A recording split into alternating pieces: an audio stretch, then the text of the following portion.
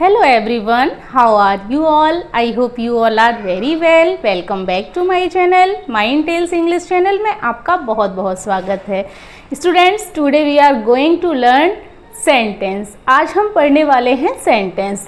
देखिए हमने parts of speech सीख लिए and tense समझ लिए, टेंस की स्ट्रक्चर हमने समझ लिया अच्छे से. अब बहुत ज़्यादा ज़रूरी होगा कि हम सेंटेंस के बारे में समझें. इसके बाद हम सब्जेक्ट वर्ब एग्रीमेंट पढ़ेंगे. इससे पहले हम अपना टॉपिक लेंगे सेंटेंस. सेंटेंस को बहुत अच्छे से समझेंगे. बहुत इंपॉर्टेंट टॉपिक है और बहुत बच्चे इसको स्किप करते हैं, बट आपको स्किप नहीं करना है. आप देखिए, बहुत ही इंटरेस्टिंग वीडियो लगेगी आपको एंड इसमें बहुत सारी बातें ऐसी पता चलेंगी आपको जो आपको नहीं पता होंगी. Then without wasting time let's start. सबसे पहले समझते हैं कि सेंटेंस होता क्या है. देखिए सेंटेंस क्या होता है. A group of word which makes complete sense is called sentence. Means के एक वर्ड्स का जो ग्रुप होता है जो एकदम कंप्लीट सेंस देता है उसको हम सेंटेंस कहते हैं. अगर जैसे एग्जाम्पल देखिए, these girls are singing a song. Means ये लड़कियां गाना गा रही हैं. अब ये क्या है, ये वर्ड है, ये वर्ड है, ये वर्ड है, ये ग्रुप ही तो है वर्ड्स का. और जब हमने इनको ऐसे सिस्टम से लिखा है और इसका पूरा सेंस निकल रहा है, इसका एक कंप्लीट सेंस निकल रहा है, तो ये सेंटेंस हो गया. अगर यही हम आगे पीछे कर देंगे और कोई सेंस नहीं निकलेगा तो ये सेंटेंस नहीं है. देन सेंटेंस की ये डेफिनेशन है और आप लोगों को पता भी होगी. अब नेक्स्ट लेवल पे चलते हैं, parts of sentence. Parts of sentence. Sentence के पार्ट देखेंगे कितने होते हैं. सेंटेंस के पार्ट्स दो होते हैं. सब्जेक्ट होता है, प्रेडिकेट होता है. सब्जेक्ट प्रेडिकेट फाइंड आउट करने में बहुत बच्चे बहुत ज़्यादा मिस्टेक कर देते हैं. देन अब आप नहीं करेंगे, समझेंगे अच्छे से. देखिए सब्जेक्ट सेंटेंस के दो पार्ट होंगे, एक सब्जेक्ट होगा एंड एक प्रेडिकेट होगा. सब्जेक्ट होगा, जो सब्जेक्ट होगा उसको हम सब्जेक्ट ही बोलेंगे एंड जो वर्ब के बाद होता है इसको हम प्रेडिकेट बोलते हैं. प्रेडिकेट. इसके देखिए जितना हम डीप में जाएंगे जाते चले जाएंगे, बट हमें कितना पढ़ना है, हमें उतना पढ़ना है जितना हमारे कॉम्पिटिटिव लेवल से सही है. सिर्फ हमें उतना ही पढ़ना है. हमें पीएचडी नहीं करनी है कि कोई भी टॉपिक है उसके बहुत ज़्यादा गहराई में चले गए. हमें उतना ही पढ़ना है जिस टाइप से क्वेश्चन बने हैं अब तक. देन देखिए सब्जेक्ट, ये देखा सेंटेंस देखा, the sun is hot. Sun hot है तो इसमें सब्जेक्ट क्या है, सन हो गया एंड इज ये वर्ब आ गई और वर्ब से इधर का जितना भी होता है वो प्रेडिकेट होता है. अब आपको क्या याद रखना है, हमें क्या याद रखना है, predicate and subject find out करने में आपसे कभी मिस्टेक नहीं होगी. आपको याद रखना है कि जहाँ से वर्ब स्टार्ट हो रही है वहीं से हमारा प्रेडिकेट है और उससे पहले का पूरा सब्जेक्ट है, चाहे कितना भी दिया हुआ हो. बहुत लंबा लंबा दे देते हैं फाइंड आउट करने में, जिससे कि स्टूडेंट्स पजल हो जाते हैं. देखिए समझेंगे. अब जैसे ये लिखा हुआ है, the ripe mangoes in the basket. अब ये पूरा सब्जेक्ट है, the ripe mangoes in the basket. कैसे पता किया हमने पता किया कि इतना है, इसके बाद कोई भी वर्ब नहीं आ रही है. अब ये वर्ब आई है आर आई है, तो यहां से आर स्वीट ये हमारा प्रेडिकेट है एंड ये पूरा हमारा सब्जेक्ट है. आई होप आप समझ पाए हैं. नेक्स्ट देखेंगे. देखिए smoking is a bad habit. अब बहुत सारे बच्चे जिन्होंने जीरंड नहीं पढ़ा होगा वो समझेंगे कि ये तो वर्ब है. स्मोकिंग, स्मोक मीन्स स्मोकिंग करना एंड ये तो वर्ब हो गई. बट जिन्होंने जीरंड पढ़ लिया है उनको पता है कि ये जीरंड है और जीरंड क्या काम करता है, जीरंड एज अ सब्जेक्ट काम करता है. एंड यहाँ पे किसका काम कर रहा है, वो सब्जेक्ट का काम कर रहा है, क्योंकि जीरंड नाउन का काम करता है और नाउन क्या काम करता है, या तो ऑब्जेक्ट का काम करेगा या फिर सब्जेक्ट का काम करेगा. तो यहाँ पे जीरंड ने किसका काम कर रखा है, सब्जेक्ट का काम कर रखा है. एंड ये क्या है हमारा, ये सब्जेक्ट हो गया and is a bad habit ये प्रेडिकेट हो गया. देन आई होप आप क्लियर कर पाए. देखिए ये सब्जेक्ट हो गया, यहाँ से वर्ब स्टार्ट है, प्रेडिकेट हो गया. अब एक और एग्जाम्पल देख लेंगे. There ruled a king named Dasharath over Ayodhya. अब आप इसमें पजल हो जाएंगे, इस वाले सेंटेंस में आप पजल होने वाले हैं. इसमें ये देखेंगे कि इसमें हमारा सब्जेक्ट कौन सा है एंड प्रेडिकेट कौन सा है. देखिए समझेंगे. हमें क्या है, हमें अपनी ट्रिक याद रखनी है. हमें कौन सी ट्रिक याद रखनी है, हमें याद रखनी है कि जहाँ से वर्ब स्टार्ट है वहीं से हमारा प्रेडिकेट स्टार्ट है और वर्ब से पहले का पूरा सब्जेक्ट है. अब इसमें देखेंगे वर्ब कौन सी है. अब बच्चे क्या कहेंगे, मैडम नेम्ड भी तो वर्ब होती है एंड रूल भी वर्ब है. अब इसमें हम कौन सा माने, आपका सोचना सही है। अगर आप इस टाइप से सोच रहे हैं तो आप जो अपनी तैयारी कर रहे हैं वो सही डायरेक्शन में कर रहे हैं। देखिए हम कैसे समझेंगे, हम समझेंगे, देखिए देयर लिखा हुआ है, देयर के बाद ये आ रही है verb, ruled a king named Dasharath over Ayodhya. Means एक राजा था, दशरथ नाम के राजा थे जिन्होंने अयोध्या पर रूल किया था। एंड ये रूल है, यहाँ पे ये हमारी वर्ब हो गई, तो वर्ब से ये पूरा हमारा क्या हो गया, प्रेडिकेट। और ये देयर क्या है, ये सब्जेक्ट है, इसको हम सब्जेक्ट मान लेंगे। एंड ये वर्ब से इधर का पूरा प्रेडिकेट हो गया, राइट। इतना आपको क्लियर हुआ। अब मैं नेम्ड वाला बताती हूँ। देखिए जिसने मेरी एडजेक्टिव की वीडियो देखी होगी, जिसने पार्ट्स ऑफ स्पीच जो मैंने बहुत अच्छे से पढ़ाए हैं, पूरी प्लेलिस्ट बनी हुई है, नाउन जिसने नहीं देखे हैं वो नाउन से और पूरा इंटरजेक्शन तक देखिए, आपको डेफिनेटली अलग ही लेवल का आप अपने अंदर कॉन्फिडेंस फील करेंगे। देखिए अब ये नेम्ड है ना, नेम्ड यहाँ पे ये वर्ब भी होती है एंड ये क्या होता है, ये एडजेक्टिव भी होता है। कोई भी वर्ड होता है उसका हम ऐसे उसको नहीं पता कर सकते हैं कि ये एडजेक्टिव है या वर्ब है, क्या है, जब तक कि उसकी प्लेस हमें पता ना हो। हमें पता है कि देखिए यहाँ पर वर्ब की प्लेस पर कौन आ रहा है, रूल आ रहा है, लेकिन ये वर्ब की प्लेस पर नहीं आ रहा। कैसे पता चला कि इसके बाद क्या है, इसके बाद नाउन है, दशरथ। एंड नेम्ड होगा तो वो एक नाउन भी है एंड वर्ब भी है। और यहाँ पर ये किसका काम कर रहा है, ये एडजेक्टिव का काम कर रहा है। अगर आपको नहीं समझ आ रहा है कि ये एडजेक्टिव का काम यहाँ पर कैसे कर रहा है, तो आप मेरा एडजेक्टिव वाला लेक्चर देखिए, आपको डेफिनेटली पूरा क्लियर हो जाएगा। देन यहाँ पर ये किसका काम कर रहा है, एडजेक्टिव का कर रहा है। एंड ये यहाँ पे रूल्ड क्या है, यहाँ पे वर्ब है। एंड अब हम देखेंगे कि ये वर्ब एज अ वर्ब कैसे काम करता है, वो भी सेंटेंस देख लेते हैं। जैसे मैंने लिखा, we named our son Mike, हमने अपने सन का नाम क्या रखा, माइक रखा। तो यहाँ पर क्या है, नाम रखना, नेम्ड मीन्स हो गया नाम रखना, तो यहाँ पर ये वर्ब का काम कर रहा है, यहाँ पर ये वर्ब है एंड यहाँ पर ये एडजेक्टिव है। देखिए हो गई ना पजल कि मैडम यहाँ पे नेम्ड लिखा हुआ है, ये एडजेक्टिव हो गया, ये वर्ब हो गया, लेकिन ये सब कैसे हो गया, मैंने पार्ट्स ऑफ स्पीच सबसे पहले उठाए थे एंड बहुत अच्छे से क्लियर कराए हैं। अगर आपने नहीं देखे हैं तो आप जाकर देखिए, डेफिनेटली आपको समझ आएंगे।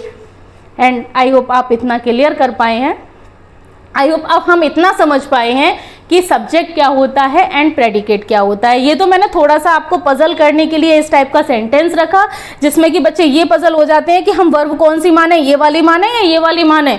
कुछ बच्चे पता है ऐसे भी करते हैं, they are ruled a king, इसे सब्जेक्ट लगा के पूरा प्रेडिकेट कर देते हैं। बट हमें ऐसे नहीं करना है, हमें समझना है कि कहाँ पर क्या चीज़ सब्जेक्ट का काम कर रही है, क्या ऑब्जेक्ट है एंड क्या एडजेक्टिव है, क्या वर्ब है, ये हमें फाइंड आउट करके चलना है। और हम कैसे कर पाएंगे, जब हम पार्ट्स ऑफ स्पीच की वीडियोस देखेंगे तो डेफिनेटली कर पाएंगे। देन आई होप अब हम इतना क्लियर कर पाए हैं कि सब्जेक्ट प्रेडिकेट क्या होता है। एंड अब हम देखते हैं, देखिए एक इसमें इट और देयर वाले में बच्चे बहुत पजल होते हैं, तो मैंने सोचा था कि इसी वीडियो में आपको समझा दूं, अलग से क्या बनाऊंगी। एंड इट एंड देयर, इसको हम डमी सब्जेक्ट्स भी बोलते हैं। डमी सब्जेक्ट मीन्स कि ये अर्थहीन होते हैं, इनका कोई अपना मीन्स नहीं होता है। ये एज अ सब्जेक्ट तो वर्क करते हैं बट इनका कोई भी अपना सेंस नहीं होता है। कैसे नहीं होता है समझेंगे। जैसे ये मैंने लिखा, और इट कैसे यूज होता है, used for singular, it singular के लिए यूज होता है। जैसे it was a beautiful scene, तो यहाँ पर इट किसके लिए यूज हुआ है, इट यहाँ पे क्या है, इट का कोई सेंस तो है नहीं, ब्यूटीफुल सीन का सेंस है इसमें, अ ब्यूटीफुल सीन। एंड यहाँ पर हमने इट कैसे यूज किया है, एज अ सब्जेक्ट यूज किया है। एंड देयर जो होता है, देयर किसके लिए यूज होता है, ये सिंगुलर के लिए भी यूज होता है एंड प्लूरल के लिए भी यूज होता है। कैसे यूज होता है, क्योंकि मैंने आपको पहले ही बताया है कि इनका अपना तो कोई भी मीन्स नहीं होता है, जो नेक्स्ट वर्ड होता है उसके ऊपर डिपेंड करता है। जैसे देयर है, अब मैंने बोला देयर वाज अ किंग, यहाँ पे वॉज आ गया, देयर वॉज अ किंग, यहाँ पे आ किंग है, एक राजा है, तो मैंने वॉज लगा दिया। अगर यहीं पर मैं ये वाला सेंटेंस बोलूँ, there are 7 students in this class, तो इस क्लास में 7 स्टूडेंट्स हैं, तो ये नेक्स्ट वर्ड क्या है, ये प्लूरल है, तो इसके साथ वर्ब भी प्लूरल आई है। मीन्स इसका अपना कोई भी एग्जिस्टेंस नहीं है, ये आगे जो वर्ड होता है उसके ऊपर डिपेंड करता है कि ये सिंगुलर लेकर आएगा या प्लूरल लेकर आएगा। आई होप आपको इट एंड देयर का भी कंसेप्ट क्लियर हुआ है एंड आप इसका स्क्रीनशॉट लीजिए। फिर आगे बढ़ते हैं, फिर सेंटेंस के टाइप पढ़ते हैं।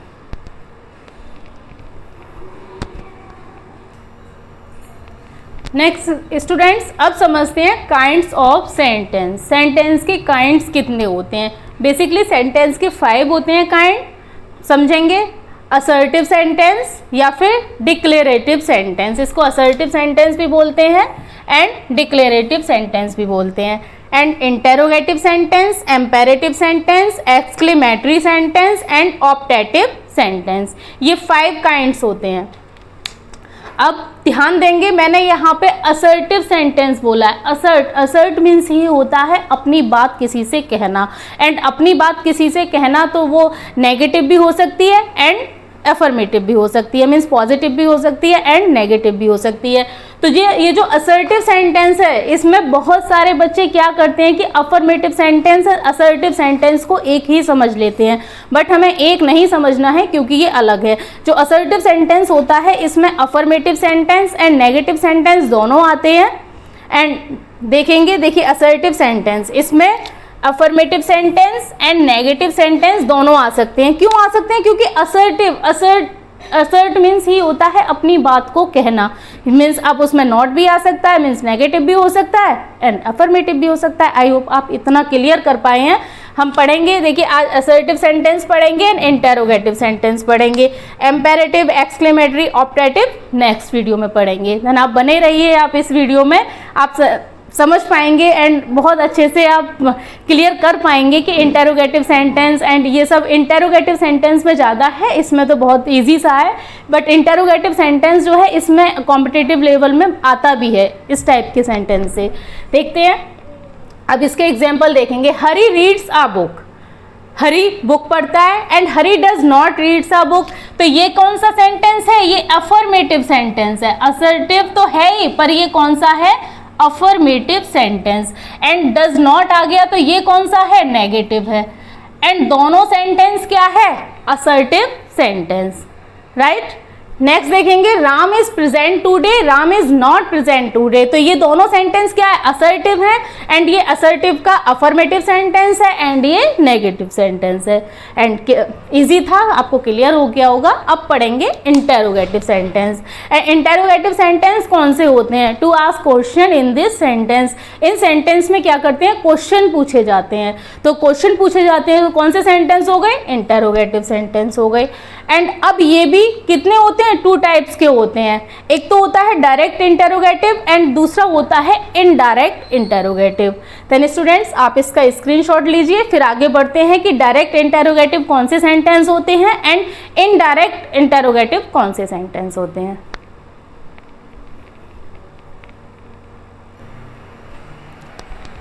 अब समझते हैं direct interrogative sentence. Direct interrogative sentence किस टाइप के सेंटेंसेस होते हैं समझेंगे। इसमें टू आस्क डायरेक्ट क्वेश्चन, इसमें डायरेक्ट क्वेश्चन पूछा जाता है। जैसे एक तो क्वेश्चन होता है यस नो वाला, कि जिसका आंसर हम यस नो में दे सकते हैं। एंड उसका स्ट्रक्चर हम पढ़ते हुए आ रहे हैं, हमने टेंस में भी पढ़ा है कि उसका स्ट्रक्चर क्या होता है। एक बार मैंने फिर से लिख दिया है, helping verb, subject, main verb, object and question mark, यही स्ट्रक्चर होता है इसका। एंड एग्जाम्पल से समझेंगे, आर यू कमिंग हेयर, क्या तुम यहाँ आ रहे हो। तो इसका हम आंसर किस में दे सकते हैं? इसका आंसर हम यस नो में दे सकते हैं कि आ रहे हो, हाँ आ रहे हैं, नहीं आ रहे, नहीं आ रहे, एंड यस नो में दे सकते हैं। एंड एक और एग्जाम्पल देखेंगे, डज ही प्ले क्रिकेट, क्या वह क्रिकेट खेलता है? हाँ खेलता है, नहीं खेलता, यस नो में दे सकते हैं। लेकिन जो सेकंड टाइप होता है वो होता है WH क्वेश्चंस, जिसमें WH क्वेश्चंस आते हैं, मीन्स जो WH वर्ड्स आते हैं उसको बोलते हैं WH वर्ड वाले सेंटेंसेस। एंड इसका स्ट्रक्चर समझेंगे। देखिए इसमें क्वेश्चन वर्ड होगा, हेल्पिंग वर्ब होगी, सब्जेक्ट होगा, मेन वर्ब होगी, ऑब्जेक्ट होगा, क्वेश्चन मार्क होगा। ये वाला स्ट्रक्चर मैंने आपको टेंसेज में नहीं पढ़ाया है, इसलिए मैं इसको यहाँ बता रही हूँ कि इसमें सबसे पहले क्या आएगा? क्वेश्चन वर्ड आएगा, हेल्पिंग वर्ब आएगी, subject, main verb, object. And WH वाले वर्ड कौन से होते हैं? बहुत सारे बच्चों के मन में डाउट आ रहा होगा, बट सिंपल होते हैं ये, लेकिन हम तब भी क्या करेंगे, हम बेसिक टू एडवांस चल रहे हैं तो सब कुछ बताते हुए चलेंगे। देखिए क्वेश्चंस वर्ड होते हैं जैसे व्हाट हो गया, हु, व्हाई, व्हेन, हुम एटसेट्रा। इस टाइप के वर्ड्स जिस सेंटेंस में लग जाएंगे वो कौन सा हो जाएगा, वो सेकेंड टाइप वाला हो जाएगा, WH क्वेश्चंस वाला हो जाएगा। एंड इसमें क्वेश्चन सेंटेंसेस किस टाइप का होता है, जैसे why are you coming here, तुम यहाँ क्यों आ रहे हो, तो क्या हम इसका आंसर यस नो में दे सकते हैं, नहीं दे सकते। इसका आंसर क्यों आ रहे हो पूरा रीजन बताना पड़ेगा, यस नो में नहीं दे पाएंगे। Y does he play cricket, वह क्रिकेट क्यों खेलता है, इसका भी आंसर हम यस नो में नहीं दे पाएंगे। क्यों खेलता है वो बताएगा कि उसको अच्छा लगता है, जो भी है वो बताएगा। एंड आई होप आप डायरेक्ट इंटेरोगेटिव सेंटेंस इस टाइप से समझ पाए हैं। एंड इसका ये वाला इम्पोर्टेंट होता है, ये इम्पोर्टेंट है, इसे ध्यान से समझेंगे। और यहाँ से क्वेश्चन भी बनता है, अभी तक तो बेसिक चल रहा था, यहाँ से क्वेश्चन भी बनता है। ये क्या बोल रहा है, ये कह रहा है if yes no question and WH question come together in a single sentences, in this case the first sentence will be in interrogative form and second sentence will be in assertive sentence. Means के हमारा WH वाला and कौन सा वाला, ये वाला yes no वाला and WH वाला, दोनों ही सेंटेंसेस अगर एक ही सेंटेंस में आ जाएंगे तो हम उस टाइप के सेंटेंस को किस तरीके से बनाएंगे। तो वो कह रहा है जो फर्स्ट होगा उसको तो हम इंटेरोगेटिव सेंटेंस में बनाएंगे, बट लेकिन जो सेकंड होगा उसको हम असर्टिव में बनाएंगे, नेगेटिव उसमें इंटेरोगेटिव में नहीं बनाएंगे। एंड उसके बाद क्वेश्चन मार्क भी लगेगा। एग्जाम्पल से समझेंगे, देखेंगे, could you tell me why did you not go to school, क्या तुम मुझे बता सकते हो तुम स्कूल क्यों नहीं जाते हो। तो देखिए हमने WH वाला स्ट्रक्चर देखा था कि पहले क्वेश्चन वर्ड होता है फिर हेल्पिंग वर्ब होती है, इसमें क्वेश्चन वर्ड है एंड हेल्पिंग वर्ब है। एंड इसका देखा था कि हेल्पिंग वर्ब होती है फिर सब्जेक्ट होता है, मीन सब्जेक्ट से पहले हेल्पिंग वर्ब होती है, ये इसका स्ट्रक्चर होता है।